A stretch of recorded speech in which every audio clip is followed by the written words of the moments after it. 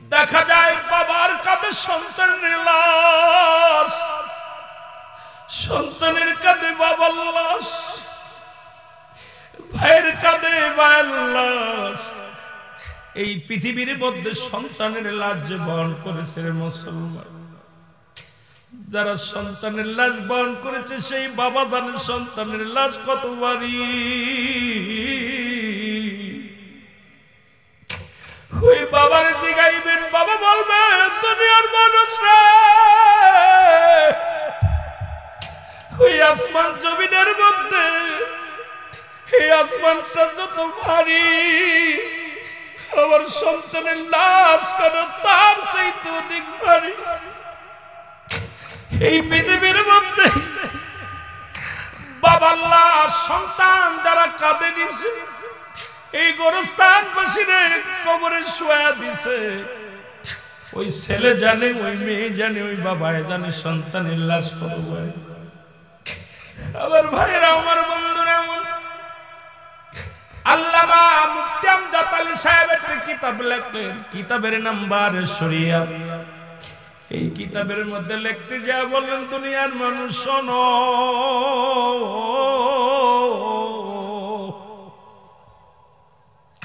সবচাইতে আরামদায়ক মৃত্যু যেটা হয়, মুসলমান নামাজের মধ্যে মৃত্যু হয়, ঘুমের মধ্যে মৃত্যু হয়, খানা খাইতে যে মারা যায়, রোড অ্যাক্সিডেন্ট করে মারা যায়।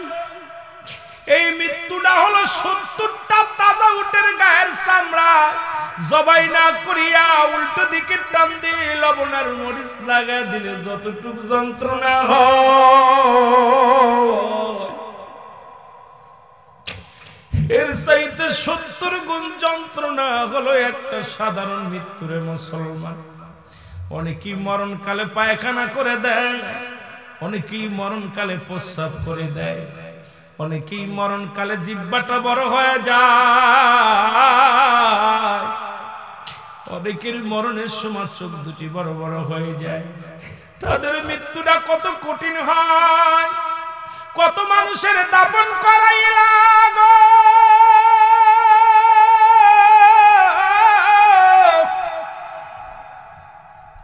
কত মানুষের কাফন পরাইলাম, কত মানুষের জানাজা পড়লাম। যারা মায়েদের গোসল করাইলেন, এই গোসল করাতে যা দেখে মায়ের পায়খানা করে দিছে, প্রস্রাব করে দিছে, জিহ্বাখানা বাইর হয়ে গেছে।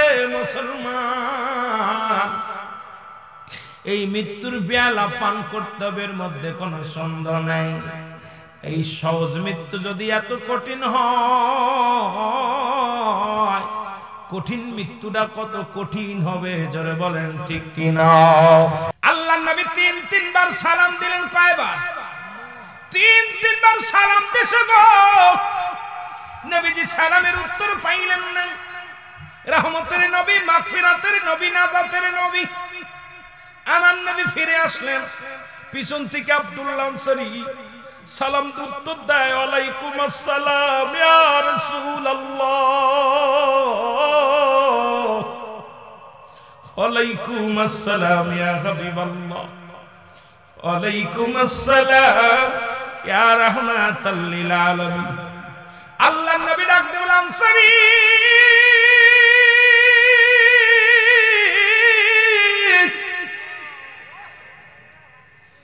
আমি তিনবার সালাম তোমাকে দিলাম, তুমি 3টা সালামের উত্তরই আমাকে দিলাম, তার মানে আমার বুঝতে বাকি নাই তুমি আমার সালাম কানে শুনেছিলা, উত্তর দাও নাই।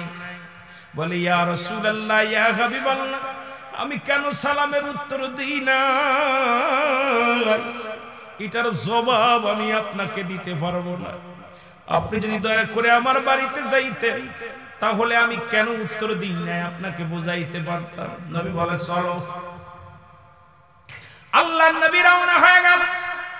আনসারী বাড়িতে যাইয়া যখন দরজা খুলে দিলেন, দরজা খুলে দেখে, দরজা খোলার পর ঘরের ভিতরে বিশাল একটা গর্ত খোঁড়া। আল্লাহর নবী বলে, আনসারী রে, ঘরের মধ্যে এত বড় গর্ত কেন গো?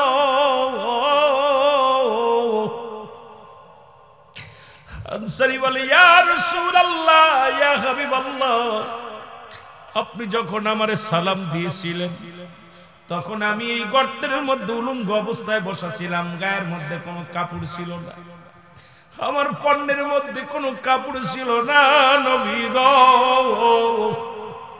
এই কারণে আপনার সালামের জবাব আমি দিতে পারি নাই। আল্লাহ নবী বলেন, আনসারী,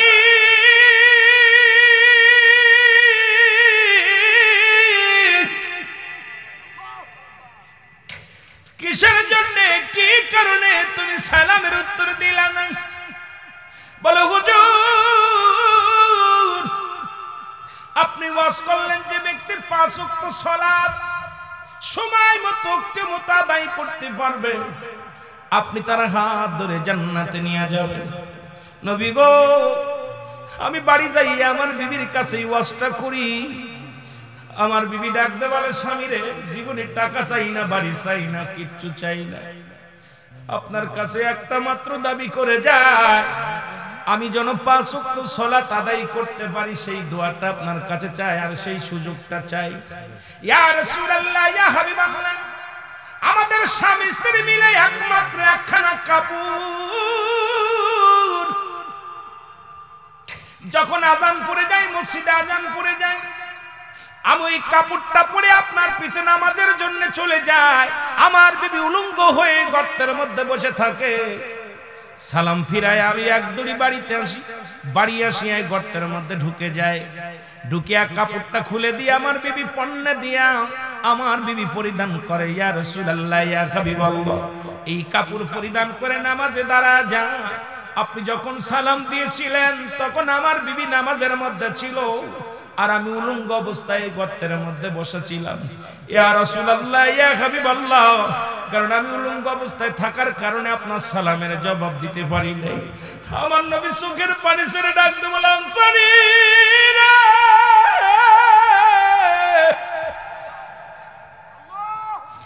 তুমি একটা কাপড়ে স্বামী স্ত্রী মিলিয়া দুজন নামাজ আদায় করো, আমি নবী আদা করলাম, আমি নবী কথা দিলাম, ইয়াউমুল কিয়ামতের ময়দানে আমি তোমাদের স্বামী স্ত্রী তোমাদের দুজনকেই সঙ্গে করে জান্নাতে নিয়ে যাব। জোরে জোরে চিল্লায়া বলা যাবে না মারহাবা। আমি আপনাদের কাছে জানতে চাই, এই খাল্লা গ্রামে এমন কোন গরিব মানুষ নাই যিনি ফকির, তার 10-20টা কাপড় আছে কি আছে না? যিনি কিষান দিয়ে খায়, উনার বাড়িতে গেলেও 2-4টা পোশাক পাওয়া যায়, যেটা বলে ঠিক কি না? তাহলে আপনি কি দোহাই দিয়ে নামাজ ছাড়তে পারবেন? সারা সম্ভব নয়। এ মুসলমান, নবীর সাহাবী যদি এক কাপড়ে স্বামী স্ত্রী দুজন নামাজ আদায় করতে পারে, আপনাকে আমার আল্লাহ সেই রকম অবস্থা করে নাই। বাড়ির মালিক হয়েছেন, গাড়ির মালিক হয়েছেন, পোশাকের মালিক হয়েছেন রে মুসলমান, কিন্তু আল্লাহর সাথে আপনার সম্পর্ক নাই। আল্লাহ বলে, এদের জন্য আমি রেখে দিলাম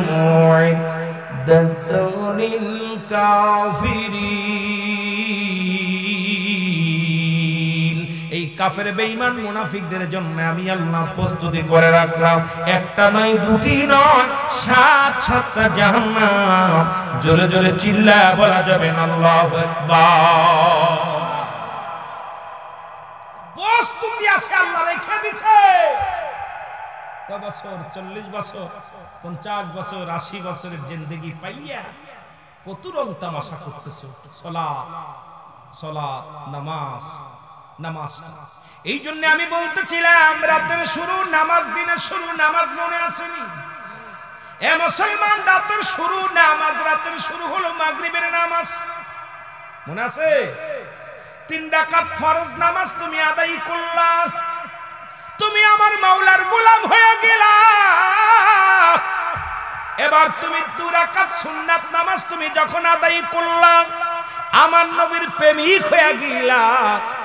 এখন যদি তোমার রাতের মধ্যে মৃত্যু হয়, তোমার মৃত্যুটা হবে আমার নবীর প্রেমিক, আল্লাহর গোলাম। জোরে জোরে চিল্লায়া বলা যাবে না মারহাবা।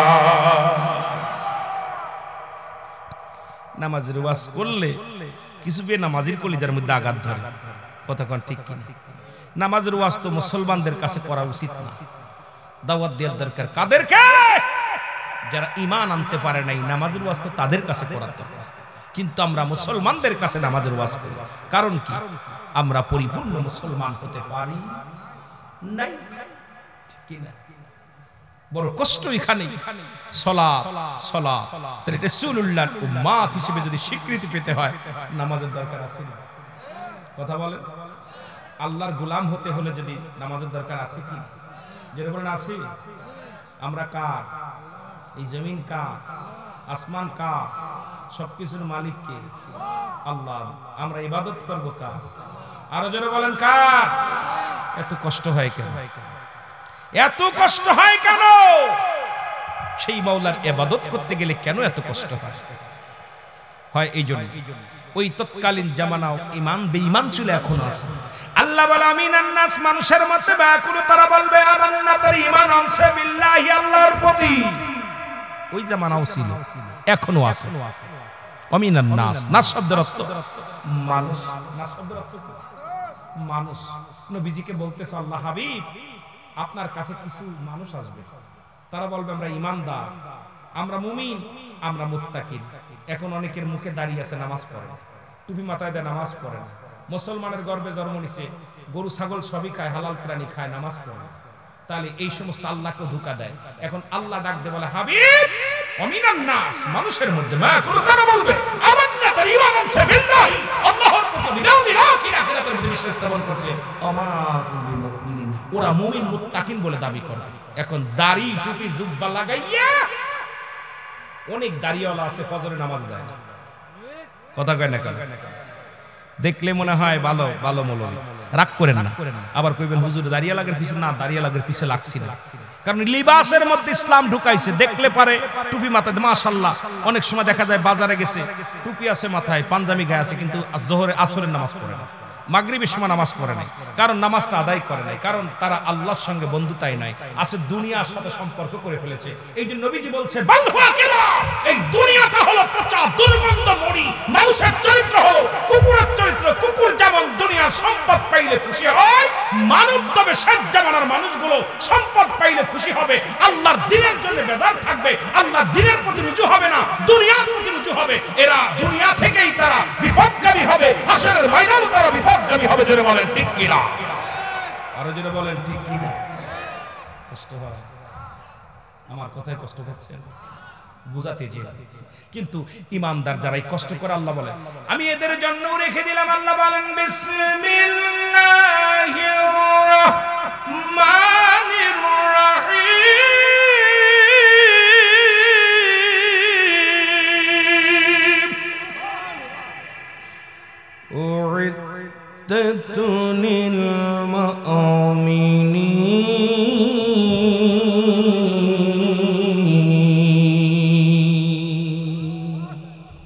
মুমিনিন, মুত্তাকিদের জন্য শুভ সংবাদটা। আল্লাহ বলে আমি যারা এই যে রাত জেগে যারা এই শীতের রাত্রে ওযু করে ঠান্ডা পানি দিয়ে যারা ওযু করে নামাজ আদায় করতেছে, যারা হালাল খাইতেছে, যারা কষ্ট করতেছে, যারা জান্নাতের পাগল, আমি তাদের জন্য প্রস্তুতি করে রাখছি, ঈমানদারদের জন্য, মুমিনদের জন্য 8টা জান্নাত।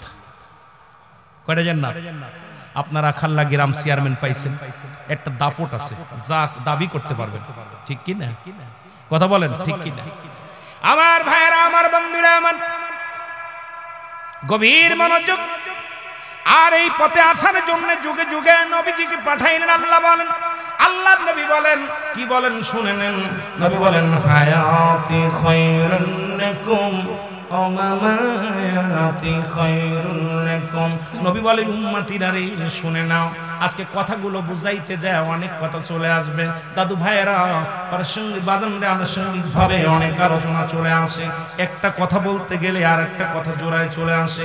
মূল আলোচনার মধ্যে আমাদের থাকা লাগবে। নবীজি কি বলে শুনে নেন। নবীজি বলতেছে উম্মতিরা রে, আমি নবী দুনিয়ার মধ্যে আগমন করলাম, এটা আমার উম্মতের জন্য বড় কল্যাণকারক। জোরে বলেন মারহাবা। আর একটু জোরে। আমি নবী দুনিয়ার মধ্যে আগমন করেছি আমার উম্মতের জন্য কল্যাণকারক। এ আলেম ওলামা, নবী যারা চেনো না, শরিয়াত তরিকত হাকিকত মারফত ইসলামী মানে সান কালেমা নামাজ রোজা হজ যাকাত আগুন পানি মাটি বাতাস আজকে বোঝার জন্য প্রতিটা মানুষের মধ্যে চারটা রং আছে এক নাম্বার আগুন পানি মাটি বাতাস মারহাবা বলেন না প্রতিটা মানুষের মধ্যে চারটা রং আছে কয়টা রং জোরে বলেন কয়টা রং চারটা রং দিয়ে আগুন দিয়েছে দেহের মধ্যে পানি দিয়েছে দেহের মধ্যে বাতাস দিয়েছে দেহের মধ্যে মাটি দিয়েছে দেহের মধ্যে নবী কি বলে এখন আমার বাজানেরা শুনে নেন নবী বলে উম্মতিরা রে আমি নবী দুনিয়ার মধ্যে আগমন করেছি আমার উম্মতের জন্য বড় কল্যাণ কারণ আমি নবী আমার উম্মতের সঙ্গে চলাফেরা করেছি আমি নবী আমার উম্মতের সঙ্গে কথাবার্তা বলেছি আমি নবী আমার উম্মতের মতো ঘর সংসার করেছি এখন এই যুগে আমাদের অনেক আলেম ওলামা কয় নবীও মানুষ আমরাও মানুষ নবীরা হলো গুনাহ থেকে মুক্ত আমরা গুনাহে যুক্ত নবীরা হলো মাসুমের মাসুম আমরা হলাম গুনাহ মার্কা মানুষ এ মুসলমান শরীয়তের দিক তাকাইবেন নবী নামাজের দিকে তাকাইবেন নবী সংসারের দিকে তাকাইবেন নবী ও মুসলমান যেদিকে যাবেন সেদিকেই নবী নবী কি জোরে বলেন ঠিক কি না কোথায় বাদ দিবেন আমার নবীরে নবী বলেন হায়াতি খায়রুল লাকুম আমার হায়াতের জিন্দেগিটা আমার উম্মতের জন্য কল্যাণ করো আবার নবী বলেন মামা হায়াতি খায়রুল লাকুম আমার নবীকে আমি দুনিয়া থেকে বিদায় নিয়ে গেলাম এটা আমার উম্মতের জন্য বড় কল্যাণ করো এই জন্য কল্যাণ করো কারণ আমার উম্মতিরা পৃথিবীর মধ্যে যদি কোনো ভালো কাজ করে আজকে যেমন খাল্লাবাসী জান্নাতের বাগান সাজাইলো আমার আল্লাহর দরবারে আমার নবী কেন্দে কেন্দে বলে আমার আল্লাহ ওই খাল্লা গ্রামে স্বপন চেয়ারম্যান সাহেব তোমার জিকির করেছে জান্নাতের বাগানে বসেছে আল্লাহ আমি তার জন্য প্রশংসা করি আমার আল্লাহ আমার অমুক উম্মত আমার অমুক গ্রামে অমুক উম্মত তোমার জন্য পাগল গো আমার আল্লাহ ও মুসলমান শুনে নাও এই প্রশংসা করে আমার আল্লাহর নবী আমার আল্লাহর দরবারে আবার নবীজি বলেন কোন উম্মত যদি গুনাহের কাজ করে সঙ্গে সঙ্গে আমি নবী আমার উম্মতের তরফ থেকে আমার আল্লাহর দরবারে ইস্তেগফার করি মাফ চাই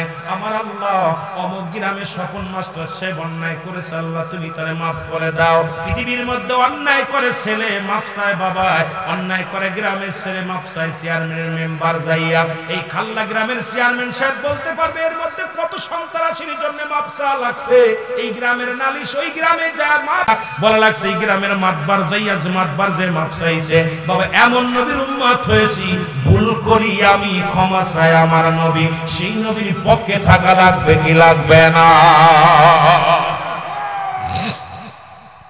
ওয়াজ বুঝে নিবেন খালি খালি ঠান্ডা মাটির মধ্যে বয়া লাভ নেই এত কষ্ট করে আসছেন কিছু নিয়ে যেতে হবে নবীজি বলতেছেন কথা বলে অন্যায় করে ছেলে মাফ চায় বাবা অন্যায় করে গ্রামের ছেলে মাফ চায় চেয়ারম্যান গোপনে যায় ভাই যান আপনার মিলে যান আমি ওদের তরফ থেকে মাফ চাই আমার নবী পৃথিবীর মধ্যে এমন নবীর উম্মত হয়েছি ভুল করি আমি ক্ষমা চাই আমার নবী সেই নবীর পক্ষে থাকার দরকার আছে কিনা এরি আমার মনের জল্পনা কল্পনা নবী যাব আমি সোনার মদিনায় বলো যাব আমি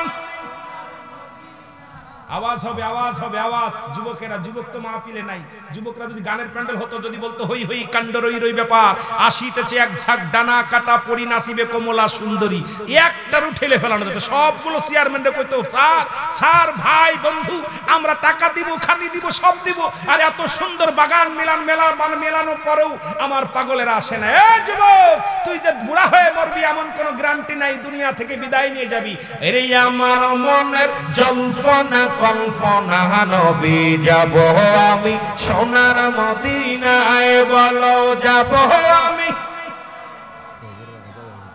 এরে যাব আমি সোনার মদিনায় বলো যাব আমি এরি আমার মনের জল্পনা কল্পনা নবী যাব আমি সোনার এর নবীজিকে ভালোবাসি মনটাই আমার অনেক খুশি নবীজিকে ভালোবাসি মনটাই আমার অনেক খুশি নবীজিকে ভালোবেসে তৃপ্তি মেটে না বলো নবীজিকে ভালোবেসে তৃপ্তি মেটে না না গো যাব আমি সোনা আর জোরে বলেন যাব আমি সোনা এরে আমার মনের জল্পনা কল্পনা নবী যাব আমি সোনা এর নবীর নামে এত মধু নবীর নামে এত জাদু ডাকিলে মনে হয় মধু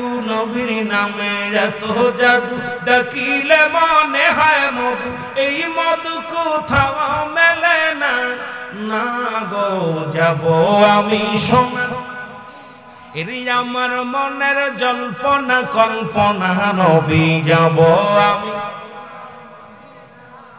আল্লাহ কবুল করো জোরে বলো না আরো জোরে বলো এ দুনিয়ার মুসলমান গভীর মনোযোগ এই জন্য বলতেছিলাম নবী লাগবে কবরে নবী লাগবে মিজানে নবী লাগবে ফুলসিরাতে নবী লাগবে ইয়াউমুল কিয়ামতের ময়দানে নবী বিনে কোনো বান্ধব নাই নবী বিনে কোনো দুরুদি নাই মানুষের তিনটা বিপদ নাম্বার 1 হলো মানুষের মরণ নাম্বার 2 হলো কবর নাম্বার 3 হলো কিয়ামতের ময়দান হে দুনিয়ার মুসলমান শুনে দাও পৃথিবীর মধ্যে আসল সিরিয়াল আছে যার সিরিয়াল নাই রে দেখা যায় বাবার কাঁধে সন্তানের লাশ সন্তানের কাঁধে বাবার লাশ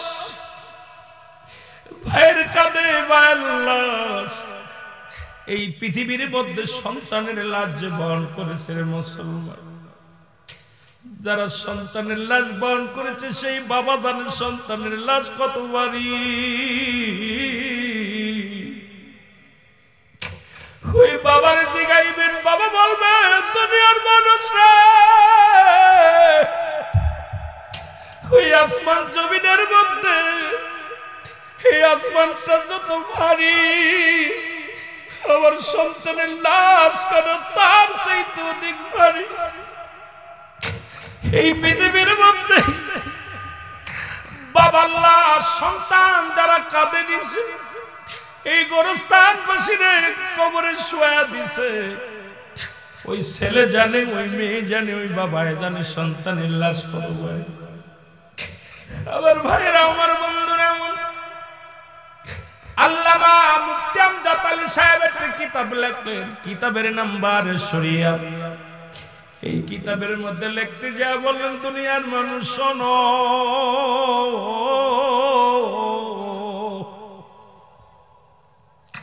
সবচাইতে আরামদায়ক মৃত্যু যেটা হয়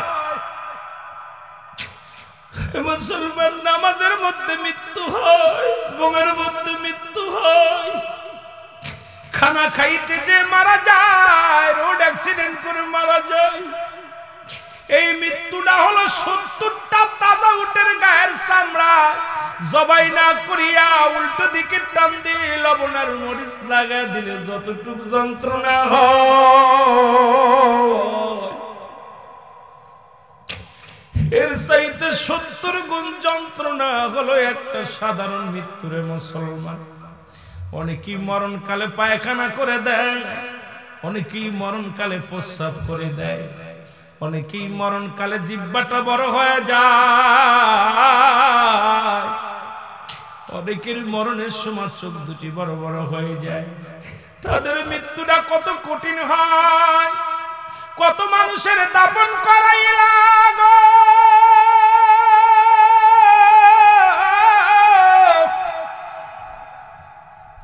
কত মানুষের কাফন পরাইলা কত মানুষের জানাজা পড়লা যারা মায়েদের গোসল করাইলেন এই গোসল করাতে যা দেখে মায়ের পায়খানা করে দিছে প্রস্রাব করে দিছে জিহ্বাখানা বাইর হয়ে গেছে মুসলমান এই মৃত্যুর পেয়ালা পান কর্তব্যের মধ্যে কোনো সন্দেহ নাই এই সহজ মৃত্যু যদি এত কঠিন হয় কঠিন মৃত্যুটা কত কঠিন হবে জোরে বলেন ঠিক কিনা। এই আমি চলে যাব আমায় তোমরা ভুইলা যাইও না, আমি চলে যাব আমার মরণ আসিবে কখন কেউ তো জানি না, আমার মরণ আসিবে কখন। জোরে জোরে চিল্লায় বলেন আমার মরণ আসিবে কখন কেউ তো জানি না, আমি চলে যাব আমায় তোমরা ভুইলা যাইও না, আমি চলে যাব। একটু মহব্বতে বলেন আমি চলে যাব আমায় তোমরা ভুইলা যাইও না, আমার মরণ আসিবে কখন কেউ তো জানি না, আমার মরণ আসিবে কখন। টাকা পয়সা দালান কোটা যাহা করাছি সব কিছু ফেলাইয়া যাদি একাই চলেছি রে, আমি সব কিছু ফেলাইয়া যাদি একাই চলেছি।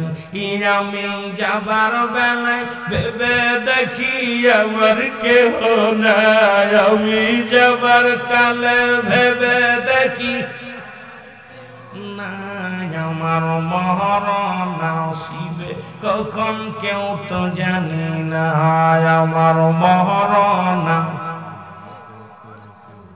যাদের মরণের ভয় আছে রে বাজারে একটু জোরে জোরে আমার সাথে বলেন যে আমার মরণ আসিবে কখন কেউ তো জানি না, আমার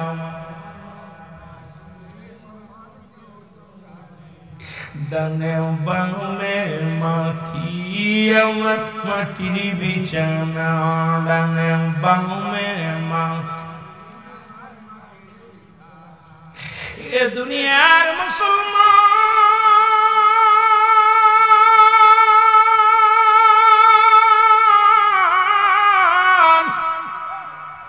আল্লাহ বলেন কুল্লু মান আলাইহা ফান, জোরে বলো আল্লাহু আকবার।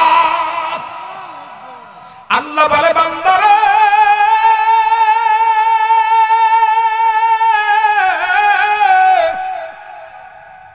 এই জমিনটা আমি রাখবো না, এই জমিনের মধ্যে যত মাটি আছে গো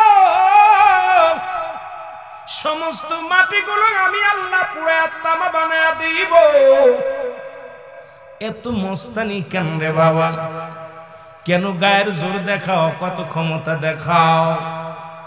যাদের ভয়ে খান্দাবাসীর মানুষেরা উঠতে পারত না, আজকে তারা কবরে শুয়ে আছে, কবরের উপরে দিয়ে কুত্তা শেলে পায়খানা করে, খেদানোর মতো ক্ষমতা নাই। যারা এই এলাকার মধ্যে মস্তান ছিল, যাদের দাপটে এলাকার মানুষ থরথর করে কাঁপত, আজকে তাদের কবরের উপরে দিয়ে গরু ছাগলে ঘাস খায়, কবর থেকে খেদানোর মতো ক্ষমতা আল্লাহ দেয় নাই। এর কত রাজা কত বাদশা পৃথিবীর মধ্যে আসলো আবার চলে গেল, কেউ চিরদিন থাকবে না, থাকা সম্ভব নয়। কেন এত বাড়াবাড়ি করো, কেন এত মস্তানি করো রে মন? আমার আল্লাহ কয় বান্দারে এই জমিনটা আমি রাখবো না, এই জমিনের মধ্যে যত মাটি আছে সব মাটিগুলো পুড়ে বানাবো তামা, এই জমিনের যা কিছু আছে পুড়ে হয়ে যাবে তামা। এর কুল্লু মান আলাইহা ফান, জোরে জোরে চিল্লা বলা যাবে না আল্লাহু আকবার। আল্লাহ কয় বান্দারে পৃথিবীর মধ্যে 3 ভাগ পানি, 1 ভাগ হলো মাটি। এই জমিনের মাটিগুলো সব পুড়ে তামা হয়ে যাবে গো, এই জমিনের কোন মাটিগুলো থাকবে না, এই মাটিগুলো পুড়ে হয়ে যাবে তামা। জমিনের মধ্যে যত পানি আছে সমস্ত পানিগুলো পুড়ে হয়ে যাবে ছাই। যেদিন কিচ্ছু বলতে কিচ্ছু থাকবে না, সেদিন থাকবে শুধু আমার আল্লাহ। ও বাজানেরা শুনে নাও, একদিন দুনিয়ার সব কিছু ছেড়ে চলে যেতে হবে, থাকার জায়গা না, থাকবো না, থাকা সম্ভব নয়। আল্লাহ আল্লাহ, কোন দিন যেন কবরের ডাক এসে যাবে রে, কোন দিন যেন চিরঘুম ঘুমায়া যাব গো আমার আল্লাহ। সাদের বাড়ি, সাদের ঘর, সংসার সব কিছু ফেলে দিয়ে চলে যাব। আরে পৃথিবীর মধ্যে যত সম্পদ গল্লাম, এই সম্পদ খাবে লোকে, মানুষের দেহ খাবে পোকে। আপনি বাড়ি গাড়ি করলেন, দুনিয়ার মধ্যে সুদ খান, ঘুষ খান, চিনা ব্যভিচার, অন্যায় করেন। এই দুনিয়ার যত পাপ করবেন, একটা পাপের ভাগ আপনার ছেলে নিবে না, একটা পাপের ভাগ আপনার বিবি নিবে না, একটা পাপের ভাগ আপনার ভাই নিবে না, কিন্তু সম্পদের ভাগ ঠিকই নিবে রে মুসলমান। বলবে আমার বাবার সম্পত্তি, আমার মায়ের সম্পত্তি, এটা আমার চাচার সম্পত্তি, এটা আমার দাদার সম্পত্তি। এই দুনিয়ার সম্পদ খাবে লোকে, আপনার দেহটা খাবে পোকে। এত মস্তানি কেন রে মুসলমান? এই দেহটা যেহেতু পোকে খেয়ে ফেলবে, এই দেহটাকে এমন ভাবে গড়তে হবে গো, এই দেহটা যেন কবরে পোকামাকড়ের খাবার না হয়। ইমানদারের দেহটার বড় দাম, ইমানদারের এই বডিটার বড় দাম, ইমানদারের রূহটার বড় দাম। আল্লাহ ওই মরণের আগে আমাদের ইমানদার বানায়া দিও, জোরে বলো আল্লাহু আকবার। আল্লাহ কয় বান্দারে কিচ্ছু বলতে কিচ্ছু যেদিন থাকবে না, সেদিন থাকবো শুধু আমি আল্লাহ, আর আমি থাকবো আমার নবীর ভালোবাসা নিয়ে। মারহাবা, আরো জোরে বলেন। কারণ এই পৃথিবীতে আমি আল্লাহ সব কিছুর মালিক, ইবাদতের মালিক আমি, পালন করতাম আমি তোমাদের রব।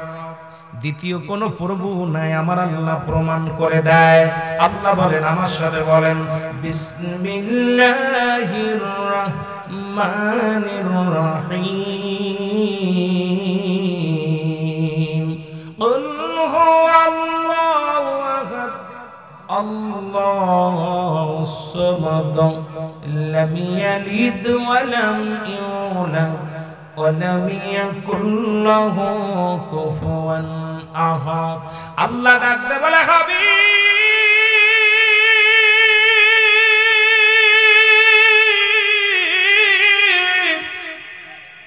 আপনি জানাবেন আমি আল্লাহ, আমি আল্লাহ, দ্বিতীয় নয়।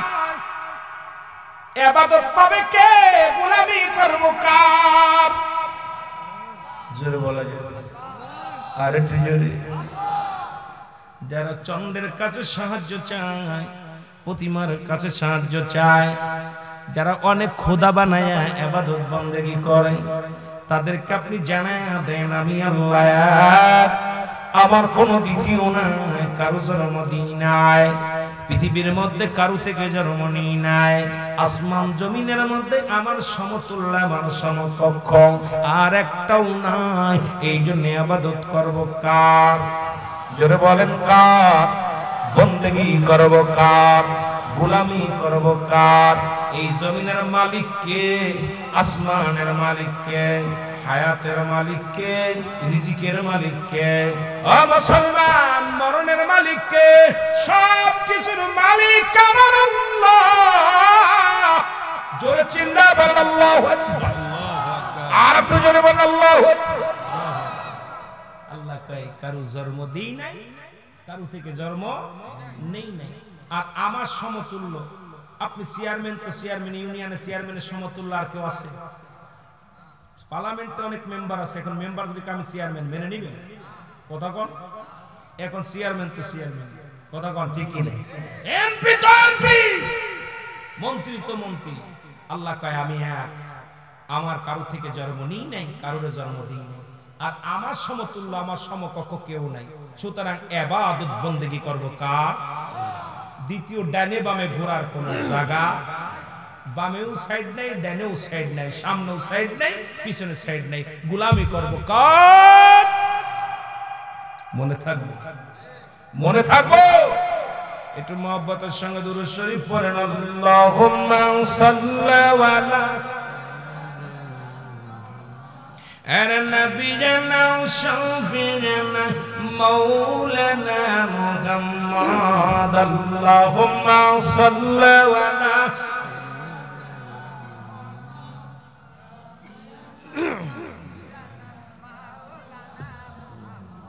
কোথায় রইলেন দয়াল নবী, কোথায় রইলেন দয়াল নবী, আমাদের ফেলিয়া আপনি বিন কি লাভ হবে এই জগতে বাসিয়া।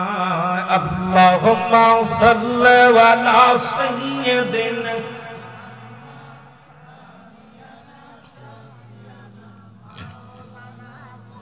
আদম যখন মাটি পানি মোর নবীজি খুদ রাসূল। মারহাবা বলেন। আহা, কোন নবীর উম্মত? আদম যখন মাটি পানি মোর নবীজি খুদ রাসূল, তার উপরে পড়েন দুরুদ, তার উপরে পড়েন দুরুদ। ফেরার আল্লাহ ফেরেশতা কুল আল্লাহুম্মা সাল্লি আলা নবিয়িনা শাফিঈনা। আরো জোরে বলেন আল্লাহুম্মা সাল্লি আলা।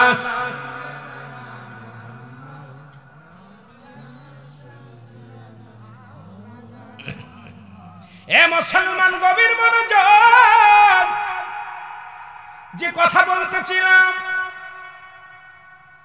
এই পৃথিবীর সব কিছু যেদিন শেষ হয়ে যাবে, আমার বাজানেরা, মৃত্যু তো সবারই হয়ে যাবে। আমার আল্লাহ ডাকতে বলবে, আজরাইল,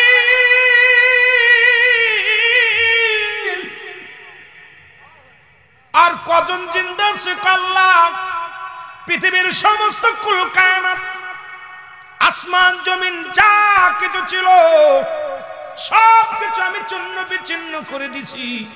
কুল্লু মান আলাইহা ফান, সব শেষ করে দিছি। কথা বুঝেন?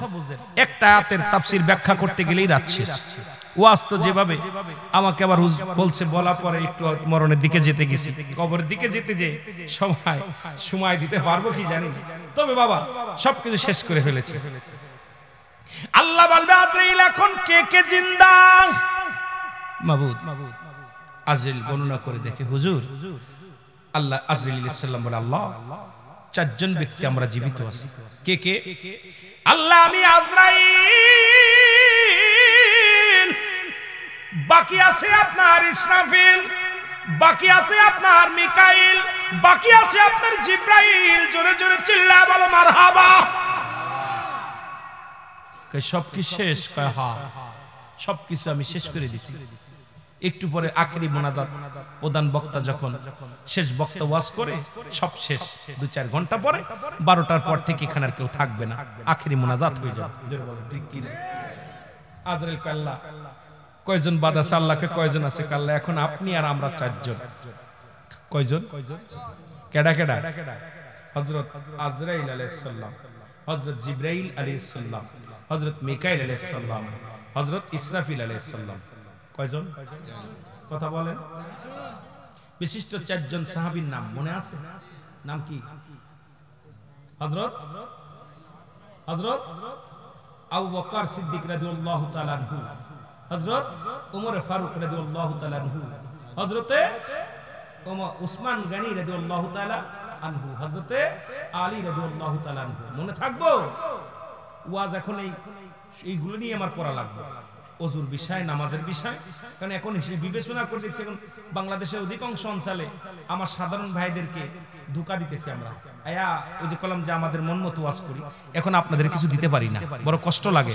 যে আমি তো সময় গুনি, আমি তো ভালো খাইতে দিচ্ছেন, বসতে দিচ্ছেন, মালও কামাই নিয়ে যাচ্ছি, কিন্তু আমরা কি দিতেছি আপনাদের? দেওয়ার দরকার, দেওয়ার দরকার। বাংলাদেশে যে সমস্ত ভাইটাল বক্তা আছেন, বক্তারা শোনো, শ্রোতাদের কিছু দাও না, ইয়াউমুল কিয়ামতের ময়দানে তোমার জিহ্বা কাটবে আগুনের কাছে দিয়া, কারণ তোমরা বড় আলেম, তোমাদের আল্লাহ ইলম দান করেছে, তোমরা সেই আলোচনাগুলো ছড়িয়ে দাও মানুষের মধ্যে। আগের যুগে ওয়াজ শুনলে মানুষের অন্তর কাঁপতো, বেনামাজি নামাজি হতো, বাবা পিতামার খেদমত যারা করতো না তারা করা শুরু করতো, দুনিয়ার পথে যারা থাকতো না দিনের পথে আসতো, সত্য পথে ফিরে আসতো। আর এখন আগের যুগে মসজিদ ছিল কাঁচা, মানুষের ঈমান ছিল পাকা, এখন মসজিদ হইছে পাকা, ঈমান একেবারে ফাঁকা। কথা কি আসে না মিছা? আগের যুগে মানুষ মসজিদে যাইয়া তাহাজ্জুদের নামাজ পড়তো, আপনার ইবাদত বন্দেগী করতে, এখন এসির মধ্যেও থাকতে চায় না, যায় গরমে ঠিক তাই না রে, এরকম ঠিক কিনা? থাকবি কেমনে? থাকা তো সম্ভব না, শয়তানের ওয়াসওয়াসায় পড়ে গেছি, জোরে বলেন ঠিক কিনা? তাহলে চারজন ফেরেশতা জীবিত থাকবে, কয়জন? নাম কি? হযরত জিবরাইল আলাইহিস সালাম, হযরত মিকাইল আলাইহিস সালাম, হযরত ইসরাফিল আলাইহিস সালাম, হযরত আজরাইল আলাইহিস সালাম। এরে বাবা, আজরাইলের নামটা শুনলেই কেন যেন ভয় লাগে, কতক্ষণ ঠিক কি না? ইনি কি আইতো? কথা কয় না, আজরাইল কি আইতো? কি কয় না? কয় না। সবার জীবনে আজরাইল আইতো, জোরে বলেন ঠিক কি না? পৃথিবীর সব অস্বীকার করতে পারেন, কুল্লু নাফসিন যায়িকাতুল মাউত, এটা অস্বীকার করার মতো ক্ষমতা কারুর নাই। কেউ বলতে পারেন যে আমার মরণ নাই? কথা বলেন না কেন? এখান থেকে ফেরার কোন পথ নাই, রাস্তা নাই। কত বক্তা, কত বিদেশে গেছে, কত আপনার এলাকার অনেক মানুষ। এই কিছুদিন আগে দেখলাম আপনাদের ব্রাহ্মণবাড়িয়ার জমিনে, নবীনগরের জমিনে 3টা লাশ আসছে ইতালি থেকে। 3টা লাশ মারা গেছে, উপর থেকে কাজ করতে মারা গেছে, কফিন করে পাঠাইছে। একটা লাশ, তার ভিতরে আবার একটা লাশ হারিয়ে গেছে, কারণ লাশ অদল বদল হয়ে গেছে, দানাদার তাফন করা হয়ে গেছে। এমন সময় বিদেশ থেকে খবর দিচ্ছে যে আমি তো বেঁচে আছি। কথা বলছেন, কখন কার লাশ কফিনে উঠবে, কখন কার লাশ সার্ভিয়ারি পালকিতে উঠবে, কখন কার দোকানে কাপড় অপেক্ষা করতেছে কেউ বলতে পারে না। কোন দোকানে আপনার কাপড় অপেক্ষা করতেছে, কোন জারের বাস অপেক্ষা করতেছে, কোন মানুষটা আপনার জানাজা পড়াবে, কোন মানুষটা আপনার জানাজায় হাজির হবে, কেউ বলতে পারে না। এখন জীবিত আছে, সকালবেলা মাইক আসবে, চেয়ারম্যান স্বপন সাহেব ইন্তেকাল করেছে রাত 10টায়, মরহুমের জানাজা। কি হবে? চেয়ারম্যান বলবে না মরহুম বলবে? কথা কয় না কেন? মরার সময় বলবে যে অমুক স্বপন মাস্টার সাহেব রাত 10টায় ইন্তেকাল করেছে, ইন্না লিল্লাহি ওয়া ইন্না ইলাইহি রাজিউন। জোরে বলেন ঠিক কি না? কথা কয় না কেন? ওয়াজ বোঝেন না?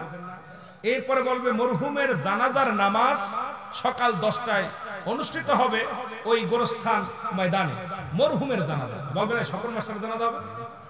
কথা বলে না কেন? ডাক্তারের কথা বলবে না, চেয়ারম্যানের কথা বলবে। কি বলবে? মরহুম। কি বলবে? ঘন মানে মিনিটের ভিতরে এক মুখেই বলতেছি অমুক ইন্তেকাল করেছে, মরহুমের জানাজা। তাহলে বলা গেল না যে চেয়ারম্যান সাহেবের জানাজা, মৌলানা সাহেবের জানাজা। তাহলে বোঝা গেল সেকেন্ডের মধ্যে একই জবান দিয়া জীবিতটারে মারলাম, মরাটারে মায়ের বানায় কবর দিলাম। জোরে বলেন ঠিক কিনা? এটা যদি আমাদের জ্ঞান থাকতো, দুনিয়ার এই দুনিয়া পাপী মানুষ, এই দুনিয়ার মানুষগুলো এত নিষ্ঠুর হতো না। আমার ভাইরা, আমার বন্ধুরা, আমার আল্লাহ বলবে কয়জন আছো বলে? আল্লাহ আমরা 4 জন, আপনি মোট 5 জন। আমার আল্লাহ বলবে যাও। এখন আর কার নাই? জিবরিলের খবর দরকার নাই, কারণ জিবরিল আমিনের জানটা কবজ করো। জিবরিলকে সালাম দিবে আজরাইল আলাইহিস সালাম, আসসালামু আলাইকুম ভাই জিবরিল, আমি আপনার কাছে এসেছি, আমার আল্লাহর হুকুম আছে। আপনার আর বলে কোনো দায়িত্ব নাই, দায়িত্ব শেষ, এখন আপনার রুহটা নিয়ে যাব। জিবরিল আমিন বলবে ও আজরাইল, এই দুনিয়ার মধ্যে আমি জিবরিল আমিন 12 বার গেছিলাম হযরত আদম আলাইহিস সালামের কাছে, 4 বার গেছিলাম হযরত ইদ্রিস আলাইহিস সালামের কাছে, 42 বার গিয়েছিলাম আমি হযরত ইব্রাহিম আলাইহিস সালামের কাছে, এর 450 বার গিয়েছিলাম আমি মুসা আলাইহিস সালামের কাছে, আর আখির নবী রাহমাতুল আলামিনের কাছে গিয়েছিলাম 24,000 বার।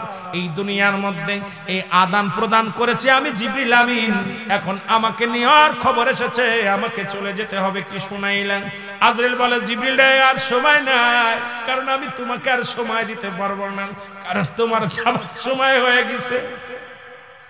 আমার মাওলা হুকুম দিছে, আজরাইল তখনও জানে না যে আমার তার চলে যেতে হবে, আর তখনও জানে না। জিবরাইলের জানটা যখন বাইর করতে যায়, জিবরিল আমিন কান্না জুড়ে দেয়, ডাকতে বলে আজরাইল, আমার মাবুদের হুকুম তালিম করতে যাইয়া আসমান জমিনের মধ্যে কত ঘোরাঘুরি করলাম, আমি জিবরিল কত নবীদের কাছে আমি হুই নিয়ে নাজিল করলাম, এর দুনিয়ার মধ্যে আমারও চলে যেতে হবে। এর আজরাইল যখন জিবরিল আলাইহিস সালামের জানটা যখন ধরবে, জিবরিল এত জোরে একটা চিৎকার মারবে, ডাক দেবো আজরাইল, আরে মৃত্যু যন্ত্রণা এত কঠিন আমি আগে জানতাম না। আমি জিবরিল, আরে জানটা আস্তে আস্তে ধরো, রুটা আমার আস্তে আস্তে লয়ে যাও। আজরাইল বলবে হুজুর, আমি হুকুমের গোলাম, আমার মাওলা হুকুম দিছে, আমি একটা মিনিট দেরি করে সম্ভব নয়। ওরে জিবরিল এত জোরে একটা চিৎকার মারবে, মৃত্যুর যন্ত্রণা চিৎকার মারবে, জিবরিলের আওয়াজ যদি দুনিয়ার মানুষ যদি জিন্দা থাকতো, দুনিয়ার মানুষগুলো হাত ফেল করে মারা যেত। জানটা নিয়ে চলে যাবে আমার আল্লাহর দরবারে, ডাকতে বলবে আমার আল্লাহ, আজরাইল খবর কি? বলে আল্লাহ, জিবরিল এত কান্নাকাটি করলো, অনেক করুণায় বিনয় করলো, ওনার কান্না আমাকে মায়া জড়াইতে পারে নাই। আপনার হুকুম আমি তালিম করেছি, আর তার রূহটা আমি বাইর করে এনেছি গো আমার আল্লাহ, এই নেন আমি জিবরিল আমিনের রূহ খানা। আমার আল্লাহ ডাকতে বলবে আজরাইল, এখন কে কে জিন্দা আছে বলো? আমার জিবরিল আজরাইল আলাইহিস সালাম বলবে মালিক, এখন আছি আমি আজরাইল, আছে ইসরাফিল, আছে বাজারে মিকাইল। আমার আল্লাহ বলবে যাও, চলে যাও, ওই মিকাইলের জানটা নিয়ে আসো, কার দরকার নাই। আল্লাহু আকবার বলো। মিকাইলকে সালাম দেবে আজরাইল আলাইহিস সালাম, আসসালামু আলাইকুম ভাই মিকাইল, আমরা চারজনের দায়িত্ব আল্লাহ চারটা দায়িত্ব দিয়েছি, এখন আপনার দায়িত্ব শেষ। আপনার কি আপনার রূহটা বাইর করার জন্য, আপনার রূহটা কবজ করার জন্য আল্লাহ তাআলা আমাকে হুকুম দিয়েছে, আর দেরি হবে না। মিকাইল বলবে আজরাইল একটু দেরি করো, একটু সময় দাও, আমার একটু সময় দাও। সারা জীবন আমি আল্লাহর হুকুমে পৃথিবীর মধ্যে বৃষ্টি বর্ষণ করেছি, এই বৃষ্টির দায়িত্ব দিয়েছিল আমার আল্লাহ। আমি মিকাইল যখন হুকুম, আমার আল্লাহ যখন হুকুম দিত, আমি মিকাইল মানুষকে বৃষ্টি দিয়া রহমত দিয়া ঠান্ডা করে দিতাম। জমিনে ফসল হতো, মানুষ কত আল্লাহর প্রশংসা করত, আল্লাহর গুণগান গাইতো, প্রশংসা করত, রিজিকের ফয়সালা হয়ে যেত। আমি আজকে মিকাইল একটু দেরি করতে চাই, এরে আস্তে দাঁড়। আজরাইল বলবে হুজুর আর টাইম নাই, টাইম নাই। এ মুসলমান শুনে নাও, মিকাইলের রূহটা যখন ধরবে, মিকাইল এত জোরে একটা চিৎকার মারবে, হযরত মিকাইল এত জোরে একটা চিৎকার মারবে, হে মুসলমান, মাশরিক থেকে মাগরিব পর্যন্ত এই আওয়াজ পৌঁছে যাবে। দুনিয়ার মানুষ যদি জিন্দা থাকতো, মানুষের হাত ফেল করে মারা যেত, একটা চিৎকার মেরে বলবে আজরাইল, আরে মৃত্যু যন্ত্রণা এত কঠিন,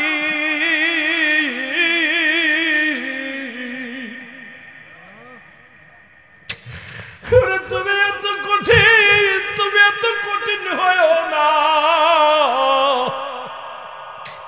আমার রূহটা একটু আস্তে আস্তে বাইর করো রে মিকা। আমি মিকাইল বলতেছি, আমি আল্লাহর প্রেরিত একজন ফেরেশতা ছিলাম, আরে মৃত্যু যন্ত্রণা এত কঠিন রে। আজরাইল বলে কোন সময় নাই, আপনার অনুনয় বিনয়ের সময় নাই, মওলার হুকুম আছে, আমাকে আপনি কেঁদে লাভ হবে না, আপনার কান্না দেখার সময় নাই, আপনার রাজারির কোনো সময় নাই। মিকাইলের জানটা বাইর করে নিয়ে আসবে টান দিয়া। আমার আল্লাহ বলবে আজরাইল আর কজন আছে বাকি বলো? বলবে আমার মালিক এখন দেখি বাকি আছি আমরা দুজন, একজন হলো হযরত ইসরাফিল আলাইহিস সালাম, আরেকজন আমি আজরাইল আলাইহিস সালাম, বাকি আছেন আর আপনি, মোট তিনজন। জোরে জোরে চিল্লায় বল আল্লাহু আকবার। মরণের কথা মানুষ মরণের স্মরণ রাখলা না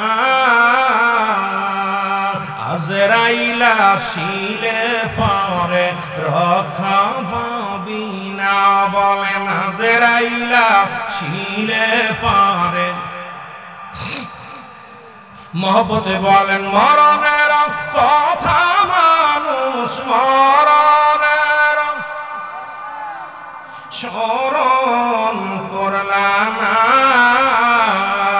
আজরাইল আসিলে পরে রক্ষা পাবি না বলেন আজরাইল আসিলে পরে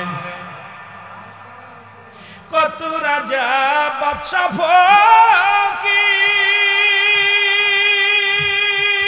ফকির বিদায় নিলে ধরা থেকে দেখছি কত রাজা বাদশা ফকির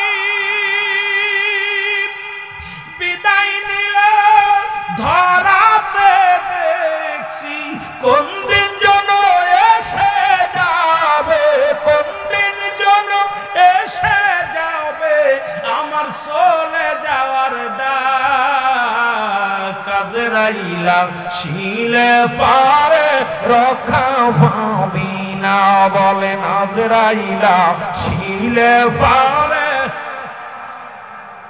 মরণের কথা মানুষ মরণের স্মরণ রাখলা না আজরাইল আসিলে পারে রক্ষা এ ভাইরা আমার বন্ধুরা আমার আল্লাহ বলবে ডাকতে আজরাইল দূরে যাও দেরি না হযরত ইসরাফিল আলাইহিস সালামের রূহটা বাইর করে আনো তবে সিংহা যেন জমিনের মধ্যে না পড়ে সিংহাটা তুমি রেখে দিবা সযত্নে আসমানের মধ্যে এ মুসলমান শুনে নাও ইসরাফিলকে সালাম দিবে আজরাইল আসসালামু আলাইকুম হে ইসরাফিল আপনার যাওয়ার সময় হয়ে গেছে আপনাকে সালাম দিছি আমার আল্লাহ হুকুম দিছি আপনার রূহটা বাইর করার জন্য ইসরাফিল বলবে আমার একটা সিংহা ফুতে সব দুনিয়া আচ্ছন্ন বিচ্ছিন্ন হয়ে গেছে আমার আল্লাহ আমার এত বড় দায়িত্ব দিয়েছে আমি যখন সিংহাটা ধরেছিলাম আসমান জমিন কাঁপন শুরু করেছিল যখন আমি সিংহার মধ্যে একটা ফু দিলাম আসমান জমিনটা থরথর করে কেঁপে উঠে আর চূর্ণ বিচ্ছিন্ন হয়ে গেল পাহাড়টা খসে পড়ল জমিনটা চুরমার হয়ে গেল এখন আমি রয়েছি তুমি আমার কি বলতে চাও বলে আপনার রূহটা দিতে হবে আজরাইল বলবে আপনার রূহটা দিয়ে দেন মিকাইল আলাইহিস সালাম মুসলমান শুনে নাও ইসরাফিল আলাইহিস সালামের রূহটা কবজ করার জন্য হাতটা বাড়াইবে এবার হাতটা দিয়ে রূহটা যখন ধরবে ইসরাফিল আলাইহিস সালাম একটা চিৎকার মেরে কাঁদবে আজরাইল ওর মৃত্যু যন্ত্রণা এত কঠিন মরণের যন্ত্রণা এত কঠিন আল্লাহু আকবার বলো এ মুসলমান রূহটা বাইর হয়ে যাবে অনেক লম্বা আলোচনা এই চার ফেরেশতার নিয়ে আলোচনা করলে ঘন্টা একটা দরকার গো এ দাদু ভাইরা শুনেন এবার আমার আজরাইল সালাম রূহটা নিয়ে আমার মাওলার দরবারে পৌঁছায়া দিবে এবার আল্লাহ বলবে আজরাইল আর কে কে আছে বলে আমার আল্লাহ এখন আপনি আর আমি আল্লাহু আকবার বলেন এখন কে আছে বলে আপনি আর আমি আমার আল্লাহ বলবে আজরাইল দেরি নয় আর দেরি নয় তোমার দায়িত্ব শেষ এখন তোমার রূহটা দিয়ে দাও আমাকে এখন আমি থাকবো একা আর কেউ থাকবে না আজরাইল আল্লাহ কি শুনাইলেন এখন আমার রূহটা দিতে হবে বলে হ্যাঁ তো তোমার নিজ হাতে জানটা কবজ করা লাগবে আজরাইল আল্লাহ এটা কি শুনাইলেন জীবনে কত মায়ের কান্না কত বাবার চোখের পানি আমি আজরাইলের অন্তর ঘামাতে পারে নাই আমার মালিক ডাকতে বলবে আজরাইল তোমার রূহটা দিয়ে দাও এবার আজরাইল সালাম নিজের রূহটা দেওয়ার জন্য নিজের মুখের মধ্যে হাতটা ঢুকায়া দিবে ঢুকায়া রূহটা ধরবে চিৎকার মেরে বলবে আল্লাহ মৃত্যু যন্ত্রণা এত বেশি কঠিন আমি জানতাম না আগে যদি আমি আজরাইল জানতাম এই কঠিন দায়িত্ব আল্লাহ আমি নিতাম না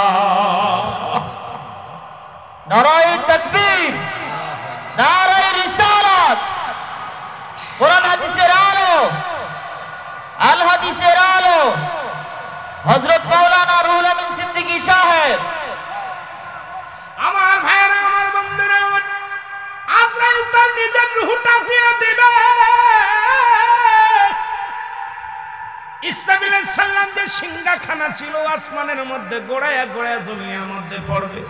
আল্লাহু আকবার বলেন। সমস্ত রূহগুলো জমিন থেকে উঠবে। আল্লাহু আকবার বলেন। যেখানে যে রূহ